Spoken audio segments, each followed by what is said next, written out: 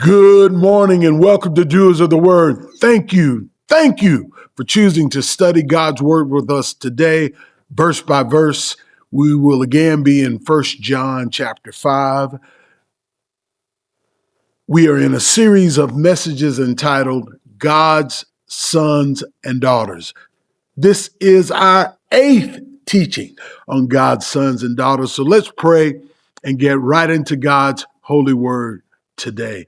Heavenly Father, thank you for the word of God. Thank you for your children who love your word. And I thank you, Father, that you are drawing those who do not know you to yourself.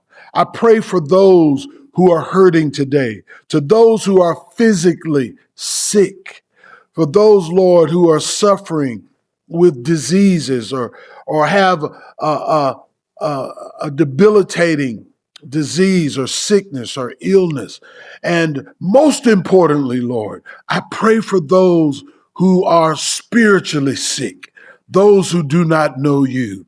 Lord, may it please you to heal the sick today. Speak to us through the power of your word and by your spirit. In Jesus' holy name I ask. Amen, amen, and amen. Good morning, saints of God. God's sons and daughters, God's DNA in you. 2 Corinthians chapter 6, verse 18 is our text. And I will be your father, and you will be my sons and daughters, says the Lord Almighty. 2 Corinthians chapter 6, verse 18, New Living Translation. Are you a child of God? Have you been born of the Spirit, born from above, born again? You know, the Bible teaches that Yahweh is the creator of all, but not the father of all. Under the old covenant with the nation of Israel, being a son or daughter of God meant that you were led by the law of Moses.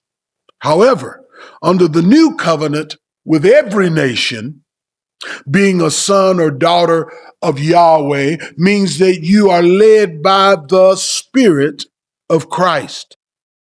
The new covenant is a covenant of the Spirit of Christ, not a covenant of written laws. May God help us to live like his sons and daughters. Again, 2 Corinthians chapter 6, verse 18. And I will be your father, and you will be my sons and daughters, says the Lord Almighty. Amen. Let's quickly review our foundation for New Covenant sons and daughters, A, B, and C. A, Genesis 1:27, which points to John 8:44. God is creator, not father of all. He is the creator of all, yet not the father of all. Almighty God is the father of those who love Christ. He said to the Pharisees, you are of your father, the devil. You see, the gospel of Christ is inclusive, or it is for all nations, not exclusive for Israel.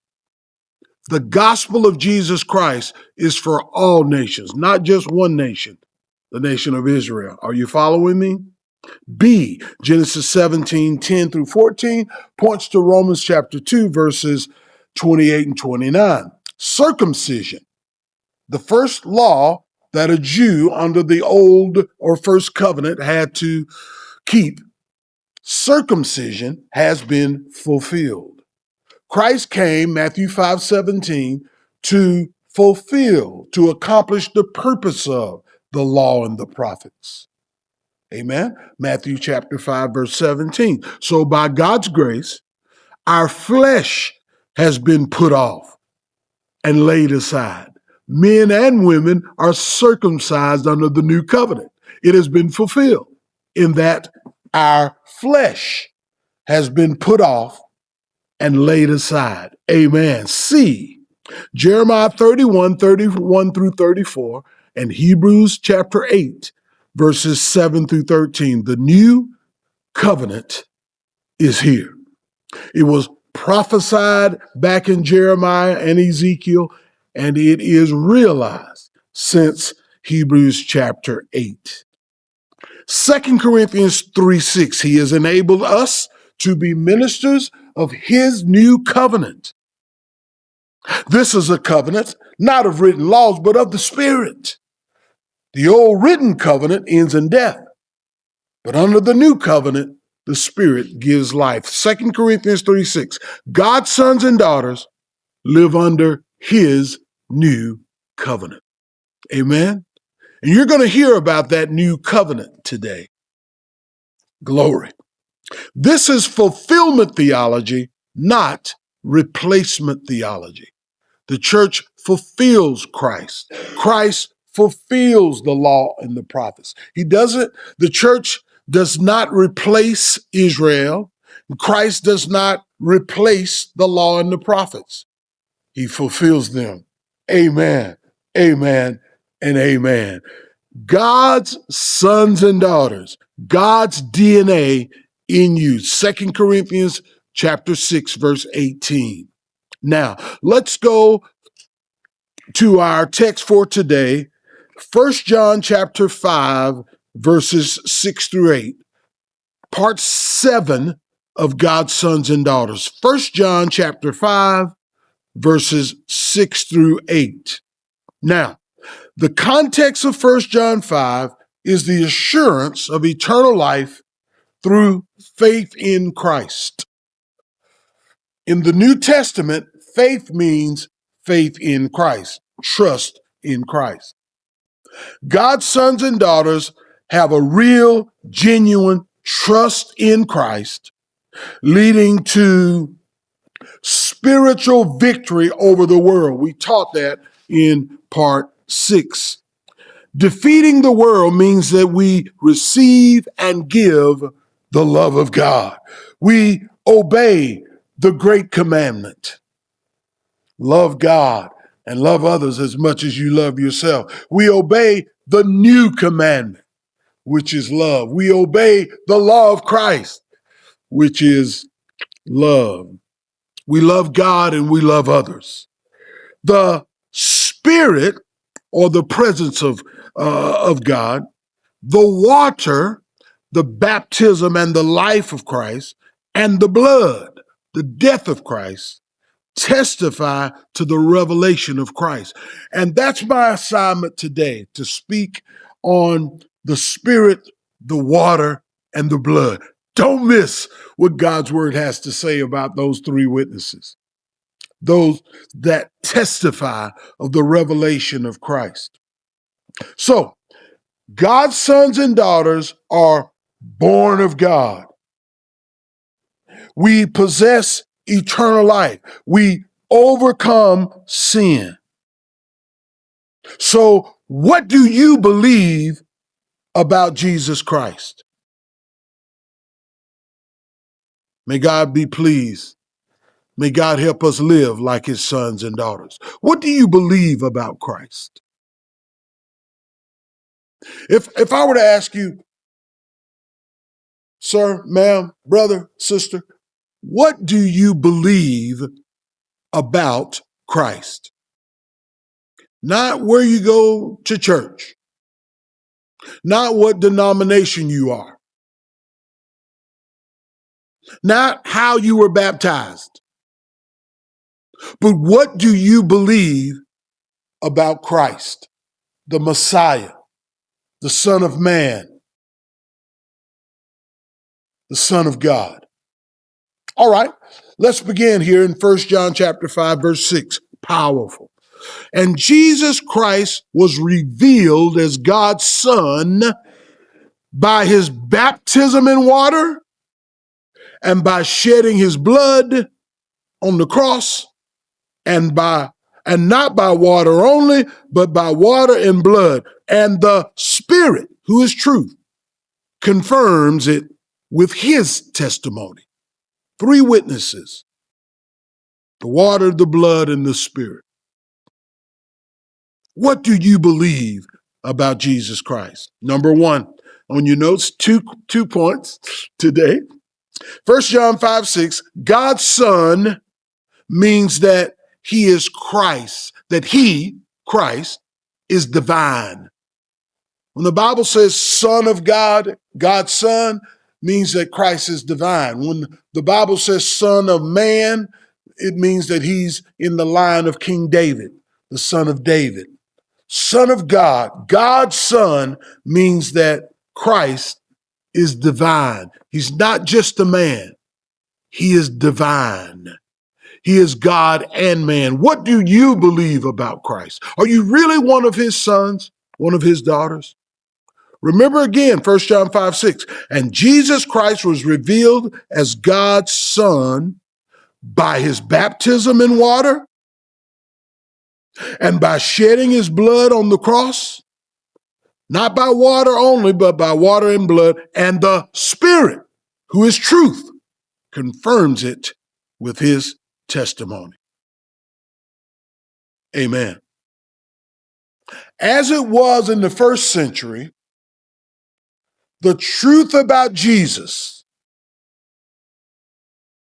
is often not believed or distorted.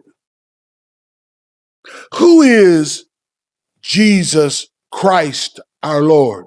The word Jesus means Savior. The angel said to Mary, call his name Jesus, because he will save his people from their sins. So Jesus means Savior. Christ, as we dealt with last week, means Messiah, the one promised by the Old Testament prophets and the law. And the word Lord means master, owner, possessor. So is Jesus, the Savior, Christ, Messiah, your Lord, master? What do you believe about Jesus? You see, the truth about Jesus, in many cases, has been distorted or just flat not believed. Here's some medicine today. What do you believe about Christ? 3 powerful facts testify to the revelation of Jesus Christ, Messiah and Lord. 3 powerful facts. Are you ready for this? John personally saw these 3 witnesses. He saw the baptism of Christ. He saw the crucifixion of Christ. He saw the blood of Christ, as we'll share today. And he wrote about these 3 witnesses here in 1 John. Matthew chapter 3. Matthew chapter 3. Glory to God.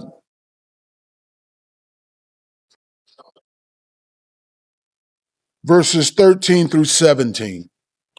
Then Jesus went from Galilee to the Jordan River to be baptized by John. Now this is the younger John.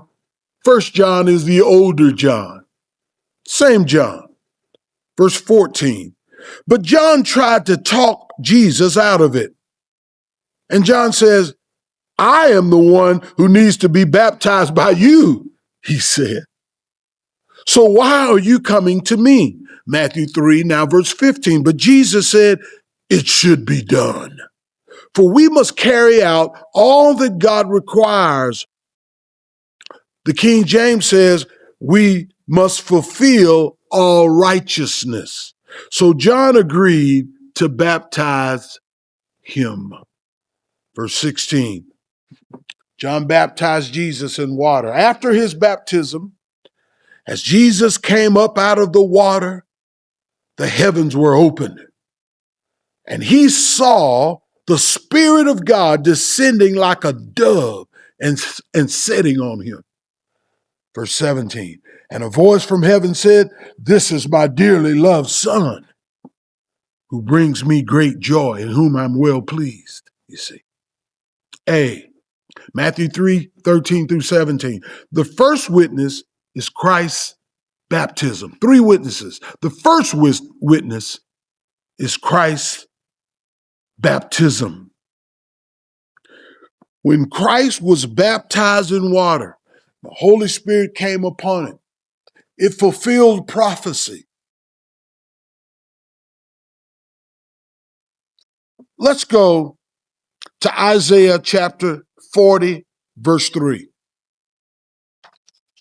Listen, it is the voice of someone shouting. This is about 700 years earlier. Isaiah chapter 40, verse 3. Listen, it is the voice of someone shouting, clear the way or prepare the way through the wilderness for the Lord. Make a straight highway through the wasteland for our God. And then again, Malachi chapter 3, verse 1. Look, I'm sending my messenger. We know that's John the Baptist. And he will prepare the way before me. Then the Lord you are seeking will suddenly come to his temple, the messenger of the covenant. The new covenant, whom you look for so eagerly, is surely coming, says the Lord of heaven's armies. So John, baptizing Christ, fulfilled Scripture. John, baptizing Christ in water, fulfilled Scripture. Hear me clearly. Christ's baptism was for our cleansing. It was for our righteousness, not his. Christ didn't need to be baptized. His baptism fulfilled Old Testament scripture, and his baptism was to fulfill all righteousness. It was to make us right with God. It was to wash us from our sin. It's not when some preacher dips you in water. It's because he was dipped in water. His righteousness has become our righteousness. Christ's baptism was for our cleansing, not his. Do you get that? It's what he did, not what we do. My God. What are you saying, AJ? I'm saying come to Christ. Come to Christ today. Be washed by his life. Amen. Be righteous because of what he has done. Your righteousness is like a filthy rag. I don't want my righteousness. I want his righteousness inside of me and inside of you. Come to Christ today. Be washed by his life, his holy life. My God. John chapter 19, verses 17 through 19. The second witness is Christ's blood. The first witness is he was baptized for us. The second witness is the shedding of his blood. John chapter 19, verses 17 and 18. My God. John 19, verses 17 and 18. Carrying the cross by himself, he, Jesus, went to the place called the place of the skull, in Hebrew, Golgotha. John 19, now verse 18. There they nailed him to the cross. Two others were crucified with him, one on either side, with Jesus between them. Could you imagine that? An innocent man dying on the cross, humiliated for your sin, for my sin. Two thieves, one on his left, one on his right. One thief defiant. If you're really God, come off of that cross and save yourself and save me too. The other thief cried, "Have mercy on me, a sinner." Lord, when you enter into your kingdom, remember me. B on your notes, John 19, 17, and 18. The second witness is Christ's blood. He bled from that crown of thorns on his head. He bled through his innocent hands. He bled through his holy feet. His blood testifies. His blood is a witness to who he is. 1 Corinthians chapter 15, verse 3. The Apostle Paul writes, by the Spirit, I passed on to you what was most important and what had also been passed on to me. Christ died for our sins, just as the Old Testament scriptures said. The Old Testament scriptures prophesied that one day the Messiah, that's what Christ means, would die for our sins. 1 Corinthians 15:3. Now, 1 Peter chapter 3, verse 18. Christ suffered or died for our sins once for all time. He never sinned, but he died for sinners to bring you safely home to God. He suffered physical death, but he was raised to life in the Spirit. Amen. If you're taking notes, write that down. 1 Corinthians 15:3, 1 Peter 3:18. Christ died. He shed his blood for our sins. Thank you, Lord, for dying for my sins, for my wrongs, for my transgressions, for my iniquities. His blood is the second witness. Isaiah 53, my God, verse 5. I encourage you to read Isaiah 53, but he, prophesying about Christ, he was pierced for our rebellion, for my rebellion. He was crushed for our sins. He was beaten so we could be whole. He was whipped so we could be healed. And then 1 Peter 2:24. He personally, here's the fulfillment of Isaiah 53. He personally carried our sins in his body on the cross. He carried our sins in his body on the cross, so that we can be dead to sin and live for what's right. By his wounds, you are healed. You have been healed from your sins. You see, he bore your sins. Christ's death, his blood, fulfills Old Testament scripture. We read Isaiah 53:5, fulfilled by 1 Peter 2:24. And then Acts chapter 2:20, verse 28, Paul's farewell address to the Ephesian elders. He's talking to the elders, so he says, so guard yourselves, you elders, and God's people. Guard yourselves, guard God's people. Feed and shepherd, poimeno, feed and lead God's flock or God's sheep, his church, purchased with his own blood. So the blood of Christ is the blood of God. Feed and shepherd God's people.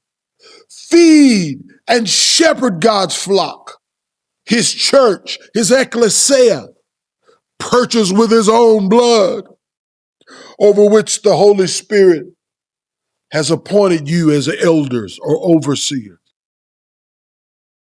We are overseers. We are under shepherds. God purchased his people with his own blood, the blood of Christ. And notice that he purchased us. He bought us. We are blood bought, blood purchased. Please write this down, Acts 20:28. Sons and daughters are purchased by Christ's blood. The Bible says that we don't belong to ourselves. We're blood bought. We're purchased by the very blood of God, the blood of Christ. What do you believe about Christ? 1 Peter chapter 1, verses 18 and 19. For you know that God paid a ransom to save you from the empty life you inherited from your ancestors. And the ransom he paid was not mere gold and silver. It was something much, much more precious and valuable than gold and silver. Well, AJ, what did God use to purchase us, to buy us, to ransom us? 1 Peter 1:19, it was the precious blood of Christ, the sinless, spotless Lamb of God, not the old covenant lamb whose blood was put on the doorpost back in Exodus. No, it was the precious blood of Christ, the sinless, spotless Lamb of God. Why did he die? He died for you. He died for me. 1 Peter 1:18 and 19. The ransom God paid was Christ's blood. Come on, somebody say, I'm blood bought. What makes me different is the ransom he paid. It's not what I do. It's what he has done. What I do is a response to what he's done. The precious blood of Christ, the spotless, sinless Lamb of God who takes away the sin of the world. Christ's death and resurrection was for our righteousness, not his. It was to make us right with God. Christ didn't need to die and rise again for himself. He did it for us. What do you believe about Christ? This is God's word. God's sons and daughters. 1 John chapter 5, verses 6 through 8. What do you really believe about Christ? Do you believe in that witness of the water, his baptism? That second witness of the blood of Christ? My God. Whew. The third witness is Christ's Spirit, the Spirit of Christ, the Spirit of God, the Holy Spirit, the Spirit of truth. John chapter 3, verses 32 through 34. John 3, 32 through 34. John, and the younger John is preaching here. John,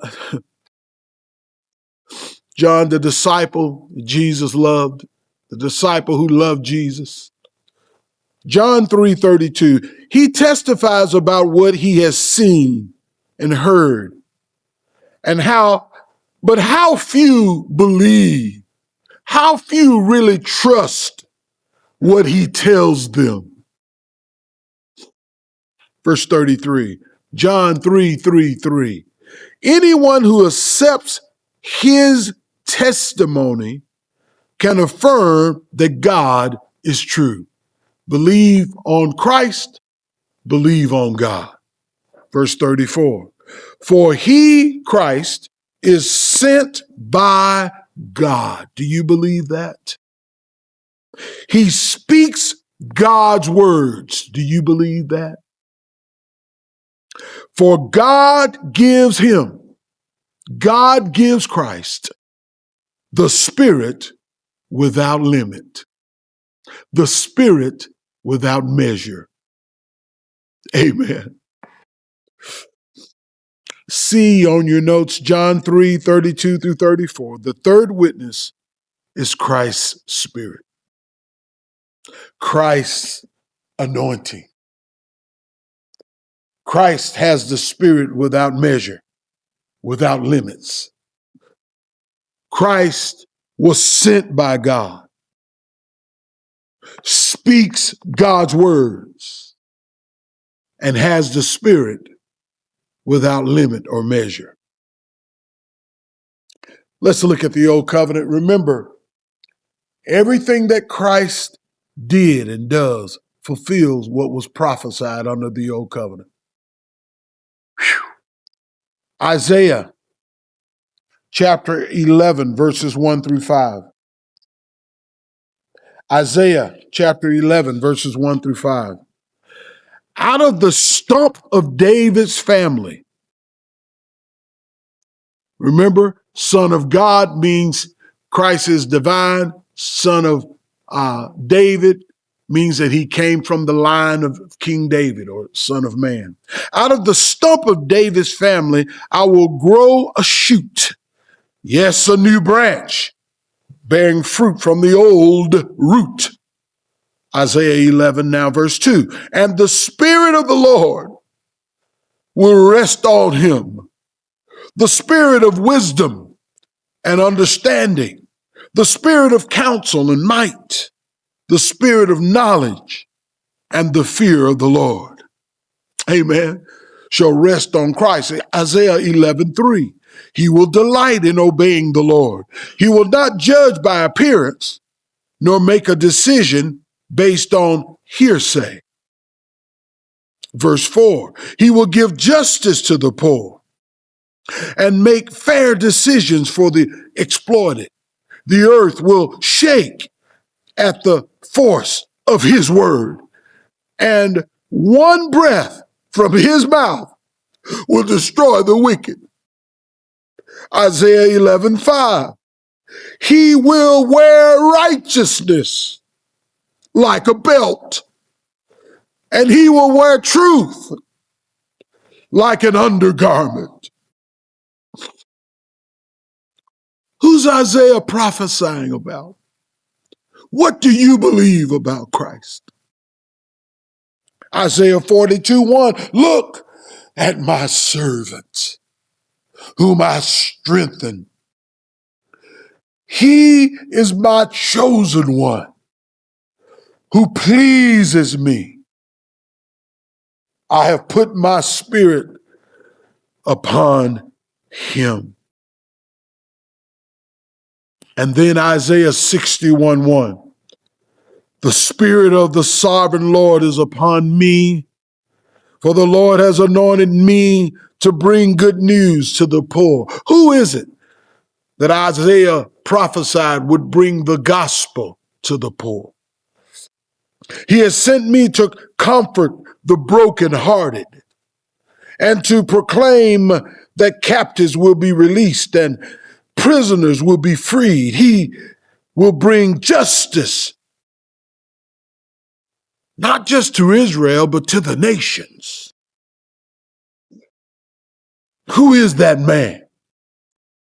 Isaiah 11, verses 1 through 5, Isaiah 42:1, Isaiah 61:1, Christ's anointing fulfilled prophecy. The Spirit of God coming upon Christ fulfilled Old Testament prophecy. What do you believe about Christ? You know, on this prophecy, Christ himself, he just said, look, today this scripture from Isaiah is fulfilled in your ears. Let's look at that. written several times, but let's look at it in Luke chapter 4, verses 16 through 21. Jesus goes to the temple.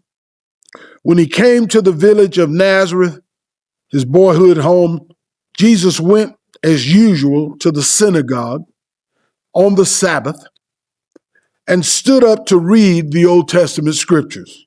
Luke 4:17. The scroll of Isaiah, the prophet, that scroll was handed to him. Well, they hand the scroll, probably written on animal skins, to Christ. So Jesus unrolled the scroll, and Jesus found the place that was written. He starts reading from Isaiah that we just read. He starts reading about the Spirit of the Lord. He starts reading from Isaiah.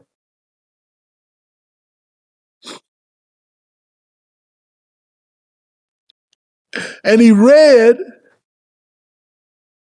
the Spirit of the Lord is upon me.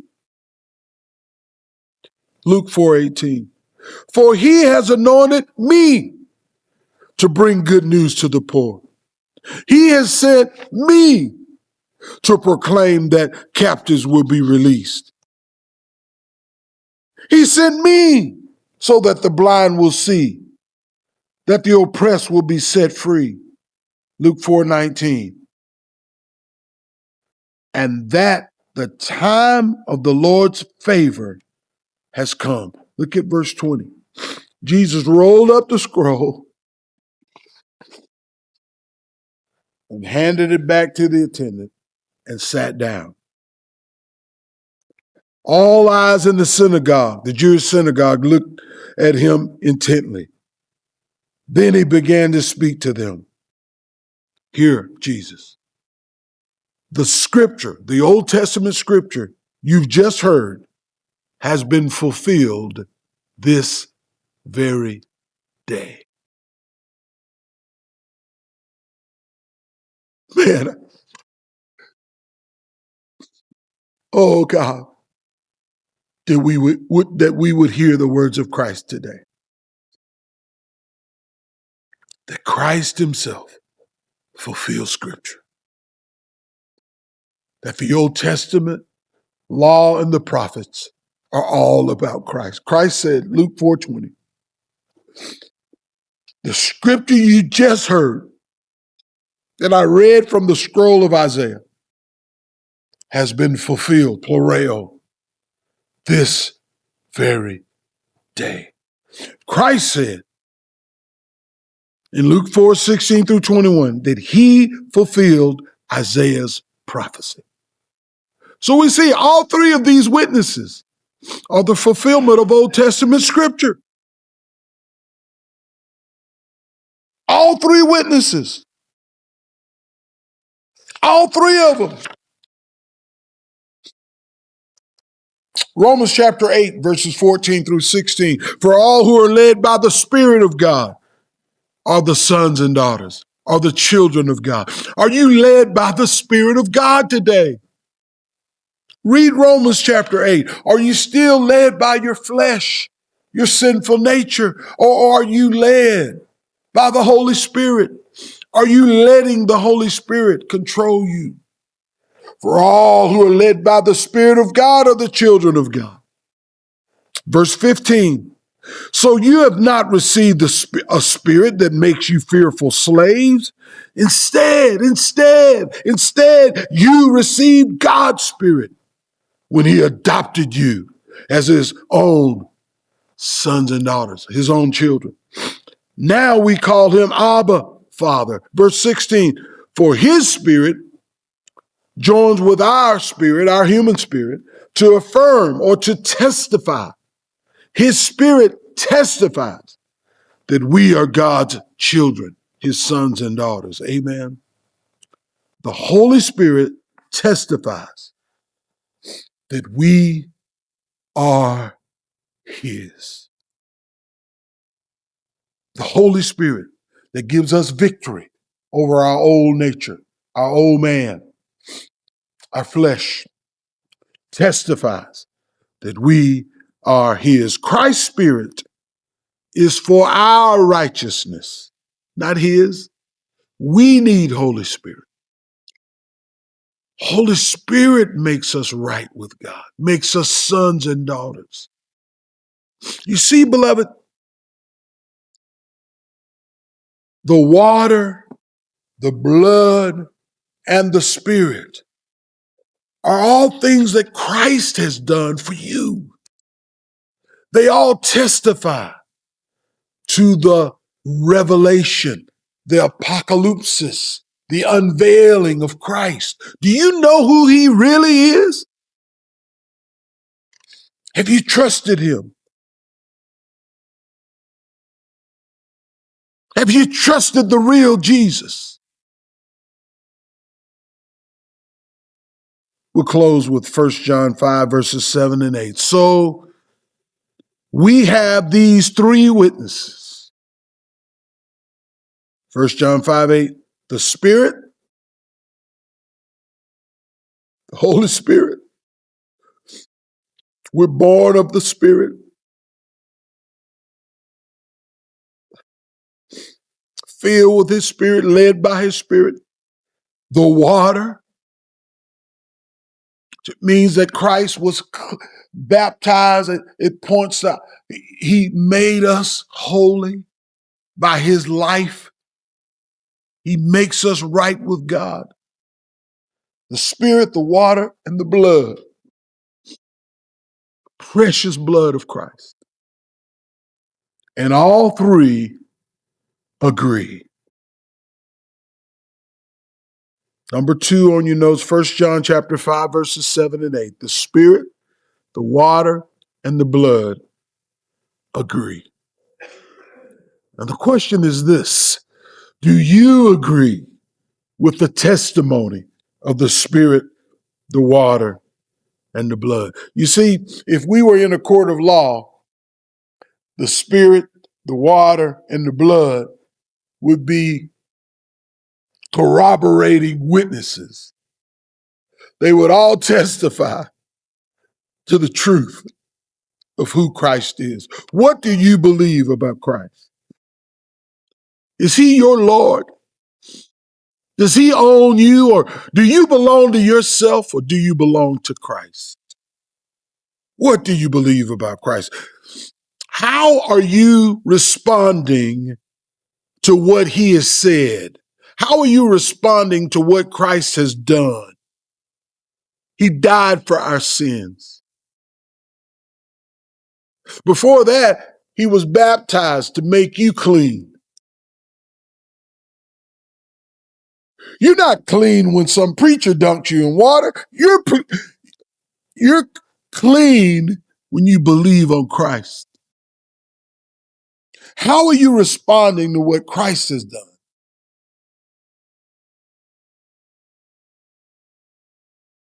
You're made holy and righteous by his Spirit.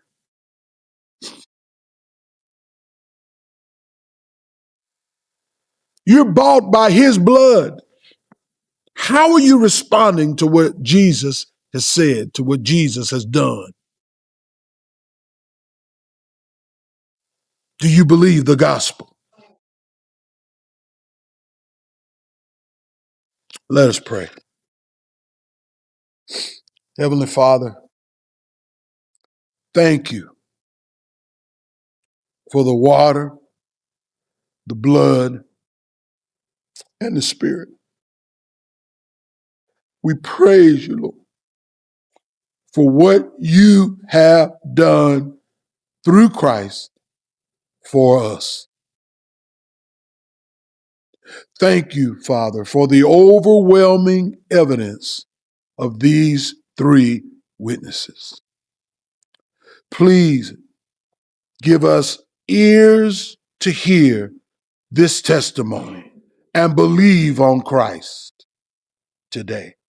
I pray for that man, that woman listening today who has not trusted the testimony of these three witnesses. Those who have not believed the gospel of Christ, that you died for our sins, that you were crucified, you were buried, you were raised from the dead, you were seen by hundreds of witnesses. 50 days later on Pentecost, you sent back the Holy Spirit to live in the hearts of your sons and daughters. Lord, draw men and women to the cross to believe these three witnesses today. Save the lost today for your glory and for our good. In Christ's holy name, amen, amen, and amen. Thank you so much for listening today. If we can be a blessing to you, contact us here at Doers of the Word. P.O. Box 321153, Birmingham, Alabama 35232, or email us at doersbham@gmail.com. Bless us at our Zelle address 205-281-6383. Live like one of God's sons and daughters. One more thing before we go. If you really want to be a blessing to us, like and follow Doers of the Word. Just click the follow button right there. And also, I encourage you to forward this message to someone else, maybe someone who needs to hear the gospel like you just heard it today. Live like one of God's sons and daughters. See you next time on Doers of the Word.